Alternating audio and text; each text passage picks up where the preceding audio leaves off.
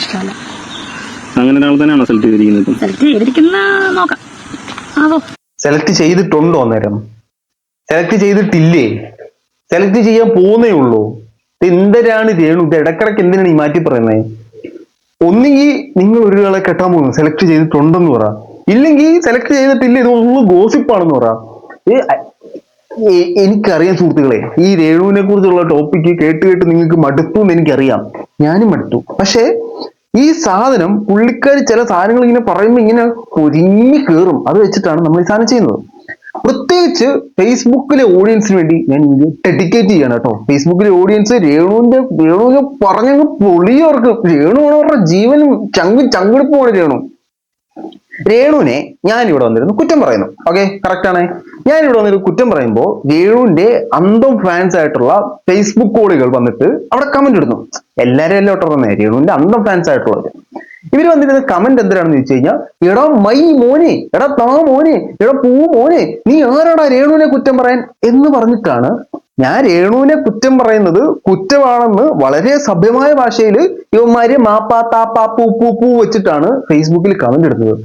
എടാ അപ്പൊ നീ ഞാനും തമ്മിൽ എന്താണ് വ്യത്യാസം? ഞാൻ ചിലവന്മാർക്കൊക്കെ ഞാൻ നല്ല മറുപടി എടുത്തിട്ടുണ്ട് കേട്ടോ. കമന്റുകൾ പ്രതീക്ഷിക്കുന്നു, ഞാൻ തരാം, നല്ല ഞാൻ തരാം. നമ്മളപ്പോ വീണ്ടും രേണുവിന്റെ വിഷയമായിട്ട് വന്നിരിക്കുന്നത് ഒന്നുമില്ല. രേണുവിന് ഇപ്പൊ ഇനി വീടിനെ കുറിച്ച് സംസാരിക്കാൻ പറ്റത്തില്ല. വീടിനെ കുറിച്ച് സംസാരിച്ചു കഴിഞ്ഞാൽ സീൻ കോൺട്രയാവും, വീട് തിരിച്ചു കൊണ്ടുവരും.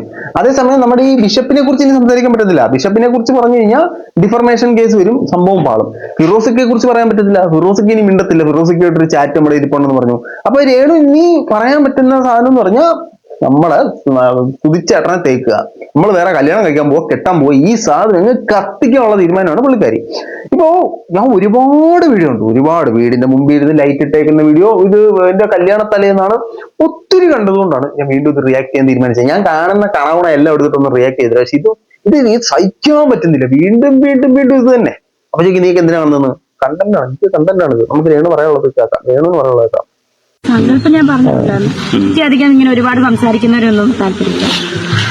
ഒരു ഇൻട്രോവേർട്ട് സ്വഭാവമുള്ള ആളുകളാണ് എനിക്കിഷ്ടം.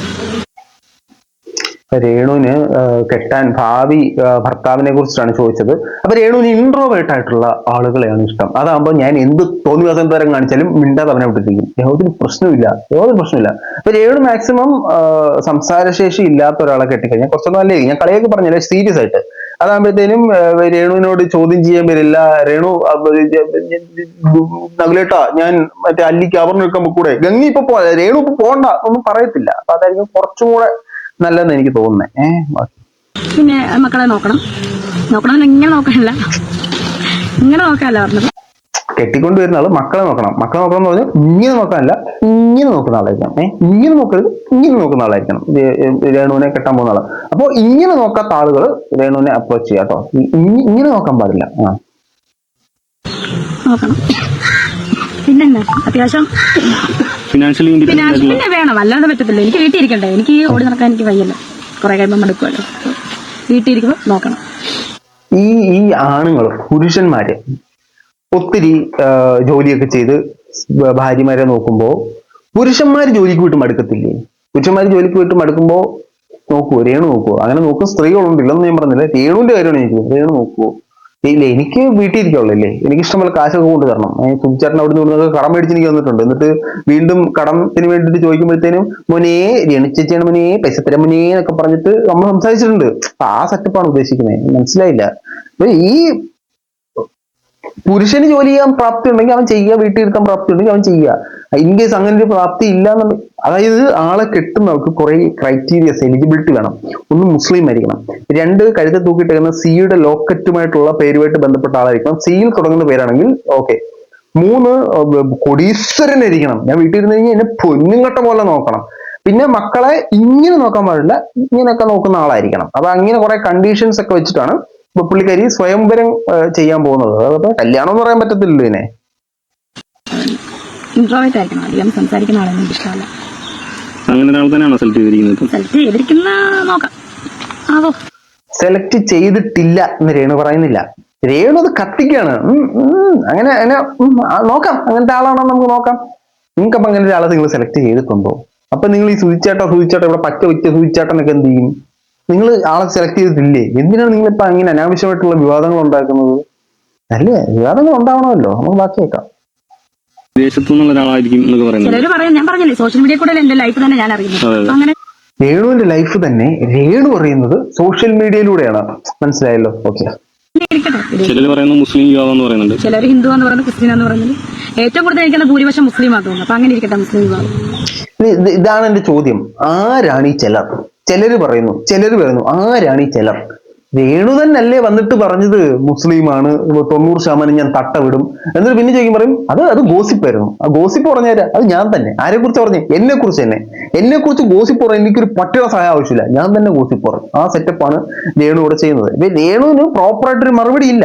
എല്ലാം രേണു തന്നെ പറഞ്ഞിട്ട് അത് ഈ കമന്റ്സ് ആയിട്ട് പാവപ്പെട്ട ജനങ്ങളെ കൊണ്ട് കമന്റ്സ് ആയിട്ട് ഇടിച്ചിട്ട് രേണു തന്നെ തിരിച്ചു പറയും. അത് ഗോസിപ്പല്ലേ? അത് പിന്നെ സോഷ്യൽ മീഡിയ വഴിയാണല്ലോ നമ്മൾ അറിയുന്നത്. അതെ, സോഷ്യൽ മീഡിയ വഴിയാണ് രേണുവിന്റെ വീടിന് വിള്ളലുണ്ടെന്നുള്ള കാര്യം രേണു പറഞ്ഞത്. സോഷ്യൽ മീഡിയയിൽ അവൻ ചോദിച്ചപ്പോഴാണ് രേണു സാധനം പറഞ്ഞത്. കറക്റ്റാ, രേണു പറഞ്ഞത് കറക്റ്റാ. രേണു മറ്റേ വിദേശത്തുള്ള ആളെയാണ് കെട്ടാൻ പോകുന്നൊക്കെ ഉള്ള ഡീറ്റെയിൽസ് സോഷ്യൽ മീഡിയയിൽ വന്നിട്ട് പറഞ്ഞപ്പോഴാണ് രേണു പറയുന്നത്. രേണു അറിഞ്ഞിട്ടേ ഇല്ല ബിഗ് ബോസിൽ പോകുന്നു എന്നുള്ള കാര്യം. സോഷ്യൽ മീഡിയ പറഞ്ഞപ്പോഴാണ് രേണു പറയുന്നത്. രേണു പറയുന്നത് കറക്റ്റാ. നമുക്ക് അങ്ങനെ രേണുവിനെ അടച്ചാക്ഷേപിക്കാനും പറ്റത്തില്ല. ഉണ്ടാവില്ല, അത് കല്യാണത്തിലോട്ട് എത്തോ ഇല്ലയോന്നൊന്നും അറിയില്ലല്ലോ. കല്യാണത്തിലോട്ട് എത്തൂല്ലെന്ന് അറിയത്തില്ലേ? തേക്കാനുള്ള പരിപാടിയായിരുന്നു. അതെനിക്കറിയാൻ പാടില്ലായിരുന്നു കേട്ടോ. അപ്പോ സുഹൃത്തുക്കളെ, ആർക്കെങ്കിലും ഒക്കെ അവസരം വേണമെങ്കിൽ രേണുവിനോട് ചോദിക്കുക, എനിക്ക് താങ്കളെ വിവാഹം കഴിക്കാൻ താല്പര്യമുണ്ട്, ഞാൻ ഇൻട്രോവേർട്ട് ആയിട്ടുള്ള വ്യക്തിത്വമാണ്, എന്റെ പേരിന്റെ ആദ്യ അക്ഷരം സിയിലാണ് ആരംഭിക്കുന്നത്, ഞാൻ അധികം സംസാരിക്കാറില്ല, എന്റെ ഇഷ്ടം പോലെ ക്യാഷ് ഉണ്ട്, ഞാൻ മക്കളെ ഇങ്ങനെ അല്ലാതെ നോക്കിക്കോളാം എന്നൊക്കെ ഉണ്ടെങ്കിൽ നിങ്ങൾക്ക് രേണുവിന്റെ വീട്ടിലേക്ക് ഒരു വിവാഹ ആലോചനയായിട്ട് പോകാൻ പറ്റും എന്നാണ് നമുക്ക് മനസ്സിലാക്കാൻ സാധിക്കുന്നത്. കാരണം ഇപ്പൊ പ്രണയിക്കുന്ന നാളെ വിവാഹം കഴിക്കോ ഇല്ലയോ, അതിലേക്ക് എത്തോ ഇല്ലയോ എന്ന് രേണുവിന് തന്നെ വലിയ ഉറപ്പില്ല. ഇച്ചാനാണോ ഏട്ടനാണോ ഇക്കയാണോ എന്നൊക്കെ നമുക്ക് നോക്കാം അല്ലേ? അല്ല, ഒരു ഇച്ചാനെ കുറിച്ച് പറഞ്ഞു, ഇക്കനെ കുറിച്ച് പറഞ്ഞു, ഏട്ടനെ കുറിച്ച് പറഞ്ഞു. അതാണ് സംശയം. ഇത് നമ്മൾ ജീവിക്കുന്നത് ഇന്ത്യയിലാണ്. ഇന്ത്യയിൽ മതസൗഹാർദ്ദമാണ്. നമ്മൾ ചില ഹോട്ടൽസിലോ അല്ലെങ്കിൽ ചില ഓട്ടോയിലൊക്കെ കയറി ചെന്ന് കഴിഞ്ഞാൽ ഒരു ഹിന്ദു ദൈവം, ക്രിസ്ത്യൻ ദൈവം, മുസ്ലിം ദൈവങ്ങളുടെ ഒരു ഇത് വെക്കും. അപ്പൊ അങ്ങനെ ഒരു സൗഹാർദ്ദപരമായിട്ടുള്ള ജീവിതമാണ് രേണു സ്വപ്നം കാണുന്ന കിനാശ്ശേരി. കല്യാണമല്ല, 3 കെട്ടാതെ വെച്ച് 3 6 അത് 3 എന്നിട്ടും ഇവിടെയും മാത്തമാറ്റിക്സ് ആണുള്ള പ്രശ്നം. ഈ 3 6 എങ്ങനെ വരുന്നത്? രേണു ആദ്യം ഒന്ന് കെട്ടി, രണ്ടാം സുൽച്ചേട്ടനെ കെട്ടി, മൂന്നാമതൊന്ന് കെട്ടുമ്പോ അത് മൂന്നാമത്തെ വിവാഹമായി. പിന്നെ അവിടുന്ന് 3 പേരെ കൂടെ കെട്ടുന്നോ?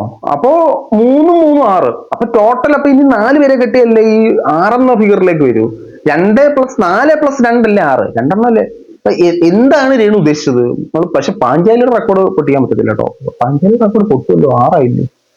ഇതിലൊക്കെ മൂന്നാമത്തെ വിവാഹം സ്വീകരിക്കേണ്ട കാര്യം സോഷ്യൽ മീഡിയയിൽ പ്രചരിക്കുന്നതുകൊണ്ടാണ്. അങ്ങനെ തന്നെ ആയിക്കോട്ടെ, സോഷ്യൽ മീഡിയയിൽ പ്രചരിക്കുന്നതാണ് എന്റെ ലൈഫ്, ഞാൻ തന്നെ അറിയുന്ന ലൈഫ്. അതെ, രേണു തന്നെ അറിയുന്ന ലൈഫ് സോഷ്യൽ മീഡിയ പ്രചരിക്കുന്നതാണ്. ആദ്യം രേണു സുധിച്ചേട്ടനെ കെട്ടി, ഞാൻ സുധിച്ചേട്ടനെ മാത്രമേ കല്യാണം കഴിച്ചിട്ടുള്ളൂ എന്ന് പറഞ്ഞ രേണു പിന്നീട് സുധിച്ചേട്ടൻ മാത്രം ഞാൻ നിയമപരമായിട്ടുള്ള വിവാഹം കഴിച്ചിട്ടു, അതിന് മുമ്പ് ഒരാളുണ്ടായിരുന്നു, അവിടെ നമ്മൾ ഒരു ദിവസം നിന്നില്ല, നമ്മളത് സെറ്റപ്പ് ആയില്ല എന്ന് പറഞ്ഞു.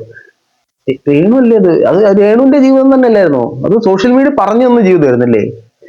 എന്താ രേണു എന്തൊരു പറയാനിത് പറ. അങ്ങനെ തന്നെ ഇരിക്കട്ടെ. ശരിക്കും 2ാം വിവാഹമല്ലേ? 2 3 ആവട്ടെ, എല്ലാം വിവാഹമല്ലേ അല്ലേ? 10 2 3 ആവട്ടെ, എല്ലാം വിവാഹമല്ലേ? രേണു ഇപ്പൊ കണ്ടുപിടിച്ചിരിക്കുന്ന ടാക്ടിക്സ് എന്ന് പറഞ്ഞു കഴിഞ്ഞാൽ ചോദ്യം ചോദിക്കുമ്പോഴത്തേനും മറുപടി പറയുമ്പോഴാണല്ലോ പ്രശ്നം. നമ്മൾ തിരിച്ച് ചോദ്യം ചോദിച്ചാൽ മതി. രേണു 2ാമത്തെ വിവാഹമാണോ? 2 3 വിവാഹമൊക്കെ ആട്ടെ, എല്ലാം വിവാഹങ്ങളല്ലേ? അല്ലേ? രേണു കെട്ടാൻ പോകുന്ന ആള് മുസ്ലിം ആണെന്ന് കേൾക്കുന്നല്ലോ. അത് മുസ്ലിം ആവാം, ഹിന്ദു ആവാം, ക്രിസ്ത്യൻ ആവട്ടെ. സോഷ്യൽ മീഡിയ അല്ലേ പറയുന്നത്? ഹിന്ദു മുസ്ലിമോ ക്രിസ്ത്യനോ ഒക്കെ ആവല്ലോ, ആട്ടെ, പ്രശ്നമില്ലല്ലോ. രേണു വീട് തിരിച്ചു കൊടുക്കുവോ? അപ്പൊ വരട്ടെ, നമുക്ക് നോക്കാം. നമ്മളെല്ലാം കൊടുക്കേണ്ടത് കിച്ചുവിന്റെയും ഋതപ്പന്റെ പേരിലുള്ള വീട്, അത് നമുക്ക് നോക്കാമല്ലോ. രേണു സുധിച്ചേട്ടന്റെ പേര് മാറ്റുവോ? കോൺട്രവേഴ്സ്യൽ ചോദ്യമാണല്ലോ. സുധിച്ചേട്ടന്റെ പേര് മാറ്റണോ വേണ്ടത് നോക്കാം. നമ്മൾ അപ്പം വിവാഹം കഴിക്കട്ടെ, നോക്കാം. ഇങ്ങനെ പറഞ്ഞിട്ട് ഇപ്പൊ രേണു വേറൊരു ലൈനായിട്ടോ പിടിച്ചിരിക്കുന്നത്. എനിക്കൊക്കെ മനസ്സിലാവുമെന്ന് ഞാൻ വിചാരിക്കുന്നു. രേണുവിന്റെ ലൈൻ കല്യാണം കഴിച്ചവരാണ് എന്നെ ഈ 2 3 എന്ന് പറയുന്നത്. പിന്നെ അത് ഞാൻ അംഗീകരിച്ചു കൊടുക്കുക, സമ്മതിച്ചു കൊടുക്കുക. 10 12 കെട്ടിയിട്ട് അടുത്ത പോയി പെണ്ണുമ്പളെ ഇട്ടിട്ട് വേറെ 15ാമത്തെ പോകുന്നതൊക്കെയാണ് എനിക്ക് കമന്റ് ഇടുന്നത്. അല്ലെങ്കിൽ 10 15 കെട്ടിയവനെ ഇട്ടിട്ട് വേറെ പോകുന്ന 20ാമത്തെ പോകുന്നവന്മാരൊക്കെയാണ് എനിക്കിട്ട് കമന്റ് ഇടുന്നത്. എനിക്ക് ബാധകമല്ല. അതുകൊണ്ട് രേണുവിനെ ഈ 10 15 കെട്ടിയിട്ട് 20ാമത്തെ കൂടെ പോകുന്നത് രേണുവിന് കമന്റ് ഇടുമ്പോഴത്തേനും രേണു 2 3 കെട്ടിന്ന് പറയുമ്പോൾ ഈ 10 15 കെട്ടിയില്ലേ, ഞാൻ അക്സെപ്റ്റ് ചെയ്തിരിക്കുന്നു, നിന്റെ റെക്കോർഡ് പൊട്ടിക്കാൻ നീ പറ്റിയില്ല, എടുത്തോ, നീ ഫസ്റ്റ് പ്രൈസ് എടുത്തോ എന്ന് പറഞ്ഞ് രേണു അംഗീകരിച്ചു കൊടുക്കുകയാണ് വേണ്ടത്. നമ്മള് 2ഉം 3ഉം കെട്ടിയിട്ടില്ലെങ്കിൽ ഞാൻ 2ഉം 3ഉം കെട്ടിയിട്ടില്ല എന്ന് പറയാ. രേണു മനസ്സിലാക്കേണ്ട ഒരു കാര്യം, മറ്റേ മെൻ ഇൻ ബ്ലാക്ക് എന്ന് പറഞ്ഞിട്ടൊരു സിനിമയുണ്ട്. ഈ സിനിമയ്ക്കകത്ത് ഇവരുടെ കയ്യിൽ ഒരു പേന പോലത്തെ ഒരു കിടുങ്ങപ്പുണ്ട്. ആ പേന ഇങ്ങനെ കച്ചൊരു ലൈറ്റ് അടിക്കുമ്പോഴത്തേനും ഇവരുടെ ഈ അന്നേരം നടന്ന ഓർമ്മകളെല്ലാം നഷ്ടപ്പെട്ടും ആ നടന്ന സംഭവം ഇവര് വന്ന് ചോദ്യം ചെയ്ത സാധനങ്ങളൊക്കെ മറന്നു പോകും. അങ്ങനെയാണോ രേണു ഉദ്ദേശിക്കുന്നത്? രേണു പറയുന്ന കാര്യങ്ങൾ ഇങ്ങനെ ടിപ്പ് അടിക്കുമ്പോൾ നമ്മളെല്ലാം അത് മറന്നു എന്നാണോ രേണു ഉദ്ദേശിക്കുന്നത്? രേണു തന്നെയല്ലേ വേറൊരാളെ വിവാഹം കഴിച്ചു, അത് ചർച്ചിന്റെ പരമായിട്ട് കെട്ടി, അത് സെറ്റ് ആയില്ല, അത് പിന്നെ ഞാൻ അങ്ങനെ ഇങ്ങനെന്നൊക്കെ പറഞ്ഞത്. എനിക്കൊന്നും പറയാനില്ല. സ്തുതിച്ചേട്ടന്റെ തൂക്കി അങ്ങോട്ട് വിക്കങ്ങേരെ സെറ്റ് ചെയ്യും അങ്ങോട്ട്. അത് ഞാൻ പറയുന്നത് അത്രേ ഉള്ളൂ. പെട്ടെന്ന് വേറെ കെട്ടിട്ട് ആ സ്തുതിച്ചേട്ടന്റെ ആത്മാവിൽ ഇനിയെങ്കിലും ഒരു ശാന്തി നൽകും, നിത്യശാന്തി നൽകും, സന്തോഷമായിട്ടിരിക്കും. നിങ്ങളുടെ അഭിപ്രായം തീർച്ചയായിട്ടും കമന്റ് ബോക്സിൽ കമന്റുകളായി രേഖപ്പെടുത്തുക. തെളിവിളിക്കുന്നവർക്ക് ഞാൻ കമന്റ് റിപ്ലൈ തരാം കേട്ടോ. ഫേസ്ബുക്കിൽ ഞാൻ വരാം. മറ്റൊരു വീട്ടിൽ കാണുന്നവരെ ബൈ.